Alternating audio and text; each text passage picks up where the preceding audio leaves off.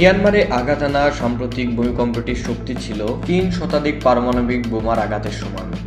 ভূতত্ত্ববিদরা বলছেন এখনও কাটেনি দুর্যোগের সম্পূর্ণ ঝুঁকি।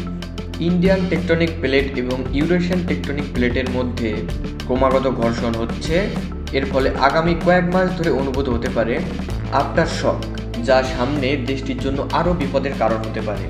নিমিষেই গোটা একটি ভবন ধূলিসাৎ হওয়ার এই দৃশ্য মিয়ানমারে ভয়াবহ কোনো বোমার আঘাতে নয়, বরং তাসের ঘরের মতো ভূমিকম্পের আঘাতের ফলে ধসে পড়েছে এই ভবনগুলো।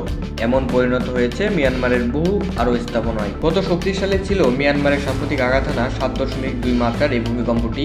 মার্কিন এক ভূতত্ত্ববিদের বয়ানে সিএনএন বলছে, দুর্যোগ থেকে যে শক্তি নির্গত হয়েছে তা থেকে 334টি পারমাণবিক বোমা তৈরি সম্ভব।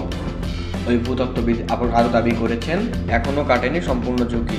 ইন্ডিয়ান টেকটনিক প্লেটের সাথে ইউরেশিয়ান টেকটনিক প্লেটের ক্রমাগত সংঘর্ষ হচ্ছে, যার ফলে আগামী কয়েক মাস ধরে অনুভূত হতে পারে আফটার শক, যা মিয়ানমার সহ আরও চারপাশের দেশের জন্য ভয়ানক বিপদ থেকে আনতে পারে। যুদ্ধবিধ্বস্ত মায়ানমারে নেই কোনো দুর্যোগ পরবর্তী যে উদ্ধার কাজ চালাবে তার নিরাপত্তা ব্যবস্থা, যার ফলে দেশটিতে ভূমিকম্পে যে স্বাভাবিক ক্ষতি হয় তার থেকে বেশি হবে। ভূমিকম্পে ক্ষয়ক্ষতি ও প্রাণহানি কমাতে দিনরাত কাজ করছে উদ্ধারকর্মীরা। ভারত, চীন সহ অন্যান্য আরও দেশের উদ্ধারকর্মীরা যোগ দিয়েছেন এই উদ্ধার তৎপরতায়।